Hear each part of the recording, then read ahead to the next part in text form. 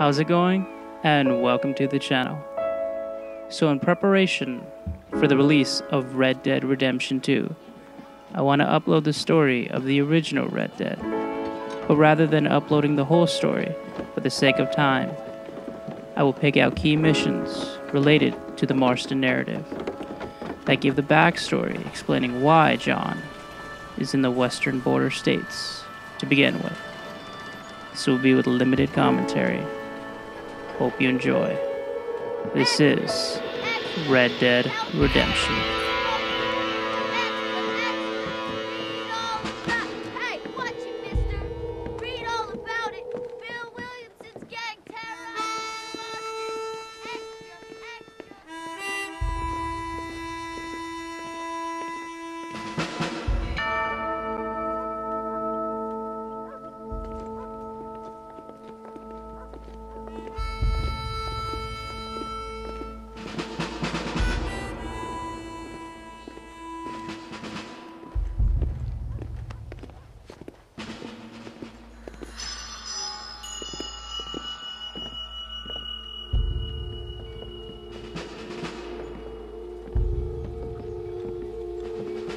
So, as you guys know, this does take place in Texas, a fictional version of Texas.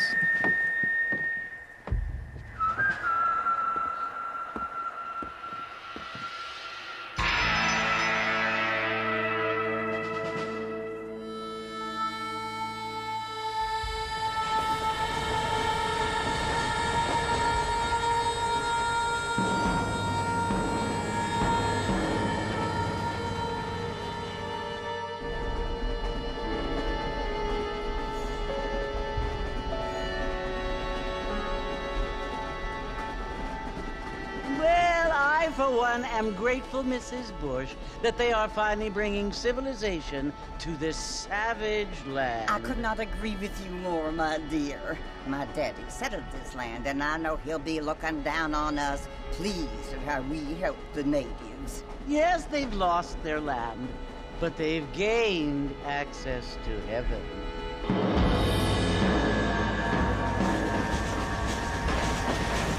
But Father, do you mean unless an innocent receives communion, they're destined to go to hell? That hardly seems fair. What I mean to say, Jenny, is that there is a great deal of difference between an innocent and a savage. I never thought of it that way. Yes, they lived like animals, but they're happier now.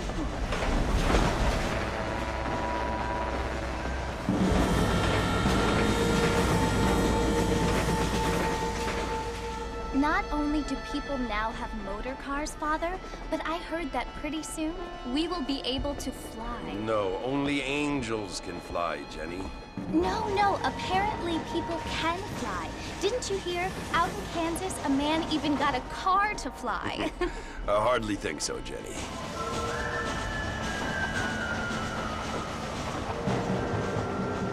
Apparently, Mr. Johns wants to run for governor, which is why he's so concerned with cleaning up the state. Nate Johns. Yes. His family is nothing but hillbilly trash that came here after the war. I don't want to be judgmental, but this state should not be ruled by such a disgusting family. A family without class. Apparently.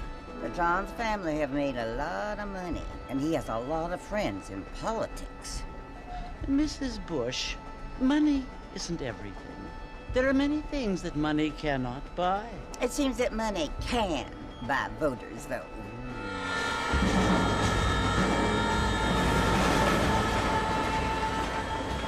What you must remember, my dear, is that we have been brought here to spread the word. And the word and civilization, they are the same thing. They are the gifts.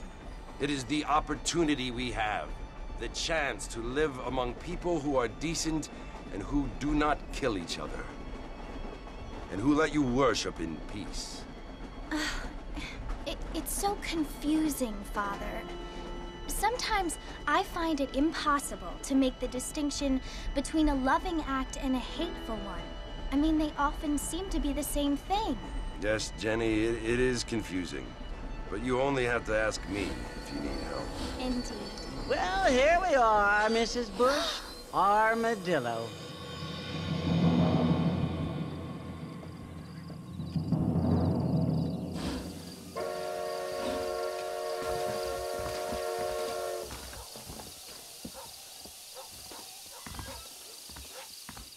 And it begins.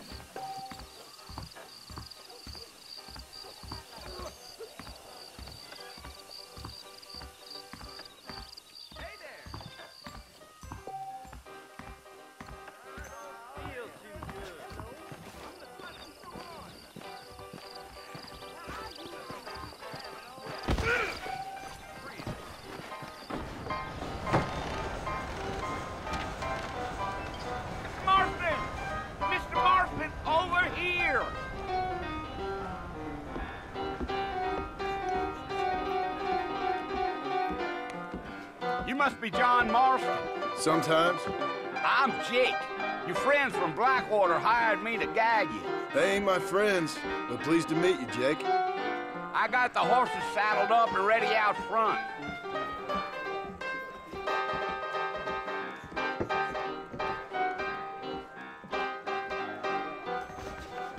Appreciate it.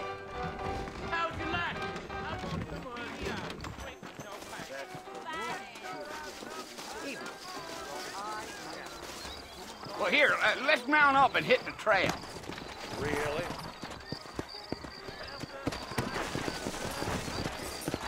Easy on the spurs now. We don't need to draw undue attention.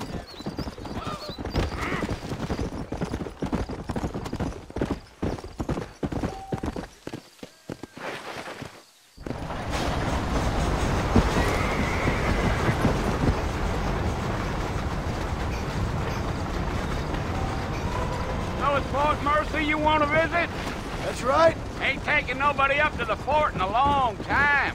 Strange place for a decent fella to want to visit, if you don't mind me saying. Who said I was a decent fella? It's been abandoned for years now. Folks say it was built during the Mexican War. What kinds of soldiers around back then? Why'd they leave? Well, I ain't entirely sure.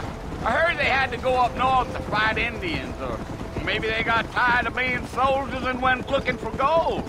You know how things is. So what are you doing up at the fort? I'm looking for an old friend. Well, like I says, you ain't gonna find many folk around those parts these days. Those you do find are about as sociable as most rated back to. I mean, I ain't one to judge a man by the company he keeps, but... Well, he ain't been friends for a long time.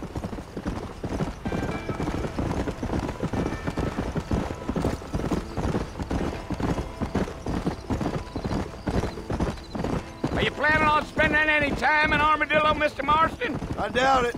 I ain't planning on staying very long. Well, if you're fixing for some female company, you can do a lot worse than Armadillo. Fine as cream gravy they are. Not like Thieves' Landing. Dang, those girls ain't even fit for a drinking man to hole up with. I'm a married man, I'm afraid. Ain't we all? Giddy up.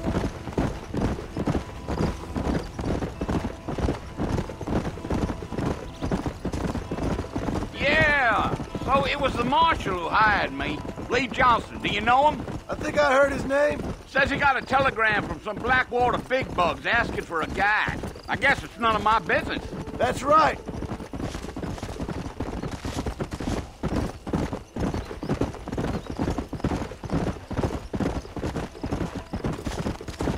You ain't very talkative, are you? Nope. I'm just chewing the dog, mister. It's how I am. I don't mean nothing by it. Trust me. There's things you're better off not knowing.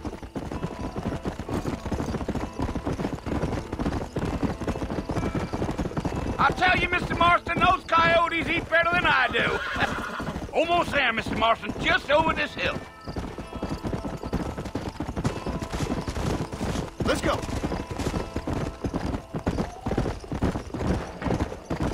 Whoa there. Slow up. Listen, mister. This here's what's left of Fort Mercer. Some gang rode in and took the place over. So I understand. This is where we part ways, friend. You have yourself a good time.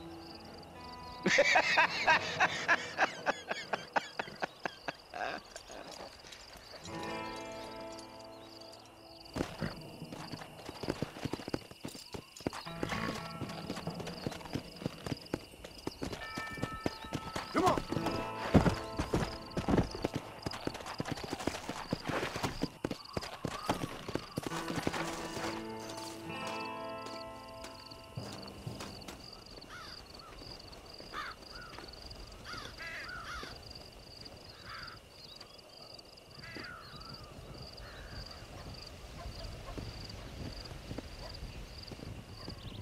Bill! Bill, I've come for you! Bill Williamson! Come out here right now! Go away now, John. Don't make me kill you. Nobody needs to kill anyone, Bill. You must think I was born yesterday. You always did think I was an idiot. That ain't fair, Bill. You were as my brother. I've come to try to save you. Oh. Do I look like I need saving? Bill, please. They want to kill us all. I can help you. Well, you never tried to save me before. You only seemed to save yourself. Bill, I implore you think about this.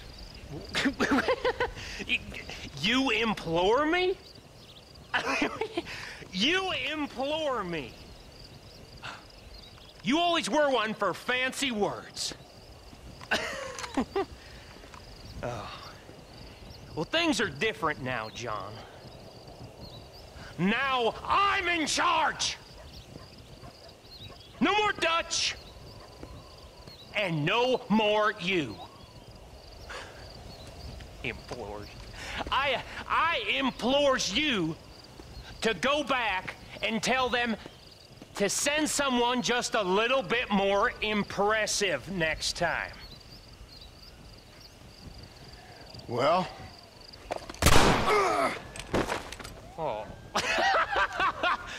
Poor John.